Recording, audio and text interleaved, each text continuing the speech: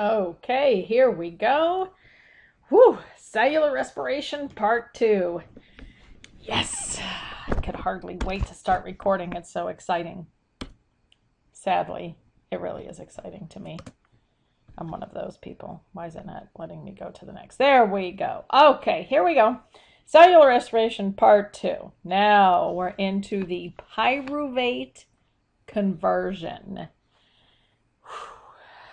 Okay, so if oxygen is present. Remember, we said if it's present, then it's aerobic and it's going to go into the mitochondria and go through Krebs and electron transport. If oxygen's not present, it's going to stay out in the cytoplasm and undergo fermentation.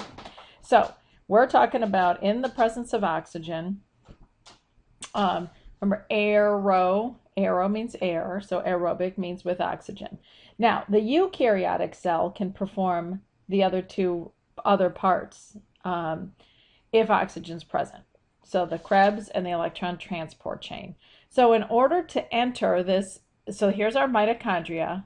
In order to go into this mitochondrial space where the Krebs cycle is occurring, pyruvate must be converted to what we call acetyl-CoA. It's acetyl-coenzyme A, but we just call it acetyl-CoA for short. And this is called the pyruvate conversion. And it is going to occur in the space between the outer membrane and the inner membrane of the mitochondria. And so we're going to come in with pyruvate. Now remember, when we left out of glycolysis and we split that glucose, now we have 2 molecules of pyruvate. All right, so this pyruvate conversion is going to happen for each of those 2 pyruvates. All right, so if we move into the Krebs cycle, again, this occurs in the inner mitochondrial space, it's occurring in their space because there's room in there to work. And to keep in mind, the main purpose, you want to keep the main purpose of the Krebs cycle is to make electron carriers.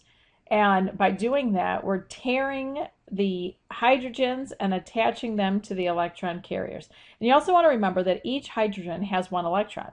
It has 1 proton, 1 electron. And so we want to see how many it makes per acetyl coenzyme A put into the cycle. All right, so here's our pyruvate, and here's our acetyl-CoA. You can see what's given off. CO2 is given off. We're going to be making all of these substances. NADH in the Krebs cycle, more CO2 is given off. We're making NADH, ATP, FADH2. All right, a lot going on here. So for each acetyl-CoA, for each one of these, so we've gone pyruvate from glycolysis outside in the cytoplasm, and then moved into the mitochondria, and we have to produce acetyl-CoA. All right, so as a result, you need to know we're going to make 3 NADHs, 1 FADH2, 1 ATP, and CO2 is made as a result. You got to know that. You just got to memorize it. All right. Each electron carrier can carry 2 electrons from the electron transport chain. The first negative electron, let's see, well, we're not going to look at that one yet. The first negative electron cancels the positive charge on either the NADH or the FADH2. All right. The second negative charge makes the FADH. So we start off here, and you can see we end up with FADH2. So 1 hydrogen is going to make FADH, and then the FADH2. This one we have NAD plus. So the first one's going to cancel out the negative charge and then add on the hydrogen. All right. Okay. Let's look here at the actual Krebs cycle. Remember I told you it's incredibly complex. Well, I didn't lie. And even this is not anywhere near as complex as it really is. But this is complex enough. Now, I will tell you, all of these different intermediates, you don't have to memorize any of those. You don't have to look at them and memorize them. You don't have to know the names. What you want to look at is acetyl-CoA. This is more just so that you can see what's happening. So there's this conversion of, and if you wanted to follow along, I mean, you can look at where the changes occur. If you look at citrate and then isocitrate, look at here, we have this hydroxyl group here, and it's moved from here down to here. So that's actually shifted, and you end up with a different substance. And then here, carbon dioxide's given off, NADH is made, and then we end up with alpha ketoglutarate, and then another carbon dioxide's given off, and you can see each one of these, step 1, 2, 3, 4, 5, 6, 7, and 8. So you can see as we move along, things that are changing, and we could count the carbons and we could look at this structure, and but why? All right, so here we're making, so you can see here's where NADH is made. Here's another NADH, because remember we have how many? We have 3 total that are made. So here's 2, there's the third. We're making the FADH2, the ATP. So this is just to show you the steps along the way and what's going on in this cycle. So very complex, a lot of things going on. Again, please do not memorize all the intermediate steps here or any of these structures. It's just so you can get a visual of what's of when these things are made. All right, now we're moving from the Krebs cycle and we're moving into the electron transport chain. Now, here is the mitochondria, and this is right where this electron transport chain occurs, is on the inner folded membrane of the electron transport chain. And this is really very important concept to understand, is that it's happening in these folds because the membrane's folded to increase the surface area. And so the more surface area that we have, the more ATP that can be produced. So, and there's more room for this electron transport chain. And so it is way more beneficial to have these folds all throughout here because it's going to produce more. Just like in photosynthesis where we had thylakoids instead of one big giant grana, and that's where everything took place. You had all the individual thylakoids because it increased the surface area, and more, you could have more production as a result. All right, so the electron transport chain is always in a membrane. Now in bacteria, it's going to be in a plasma membrane, and in the eukaryote, it's the mitochondrial inner membrane. And so in a prokaryote, it's going to be in that plasma membrane because they're not, remember, a prokaryote is not going to have an organelle. It's not going to have an organelle, so it's not going to have mitochondria. And what this whole process is this controlled release of energy. And electrons, so in the electron transport chain, it's moving these 2 electrons at a time down the chain toward oxygen. And you can see here's our oxygen. So, and ultimately we are making water. Very important. So you can see here, this is the free energy that's relative to oxygen. And so here's the amount of energy that's available. All right, so the energy from the electrons from NADH and FADH2 are used to produce ATP.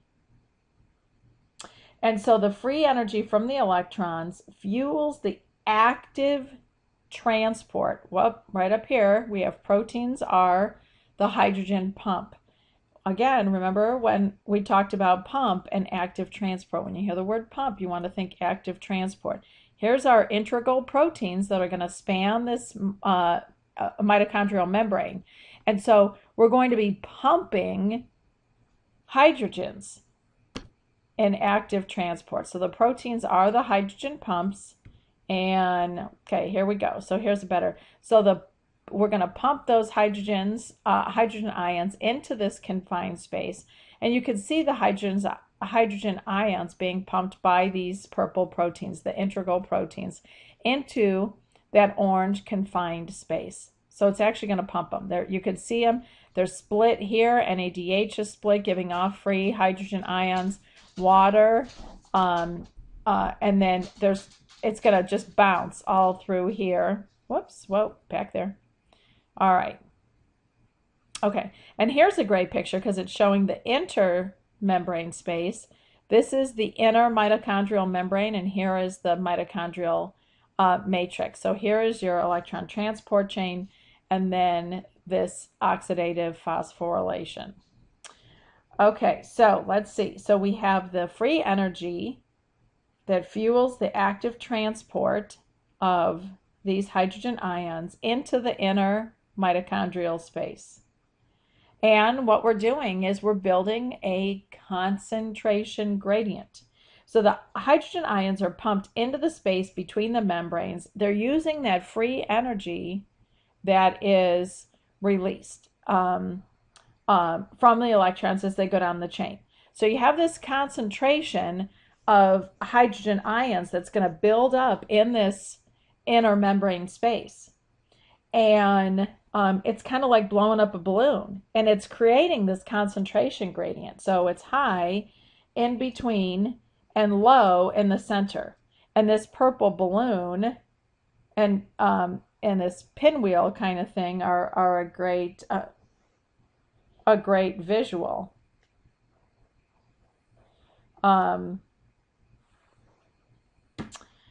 Okay. So the hydrogen ions are released during the ATP synthetase complex. This here, what do you think that is? We have ATP synthetase, so that's an enzyme that's going to create ATP. So we're using this kinetic movement of protons to power the phosphorylation of ADP to ATP, meaning phosphorylation, we're sticking that phosphate group onto the ADP.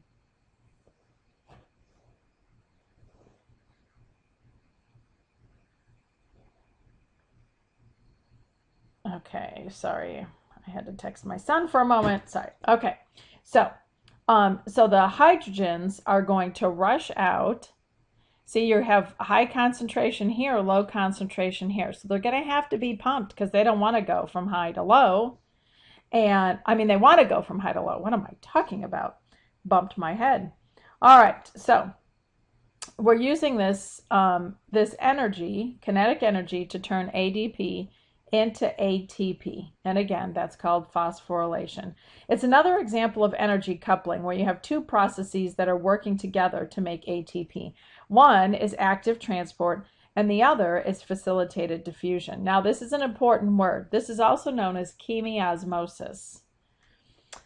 All right, so let's leave it there. So as a result of this electron transport chain, we can make 34 or 32 ATP. Numbers are important again. With the glycolysis, how many ATPs did we make from that? You want to write that down. You have 38 ATP, 36 to 38 ATP from the whole process of cellular respiration. All right, so from cellular respiration, we have 36 to 38, and just from the electron transport chain alone, we made between 32 or 34. So the majority of them are all coming from the electron transport chain. If we add it all up, we have 2 net ATP from glycolysis, 2 ATP from the Krebs cycle, and 34 or 32 from the electron transport chain. And then we're using all of the NADH or FADH2. So that's how we end up with our 36 normal or 38 maximum. Numbers are important. Hint, hint.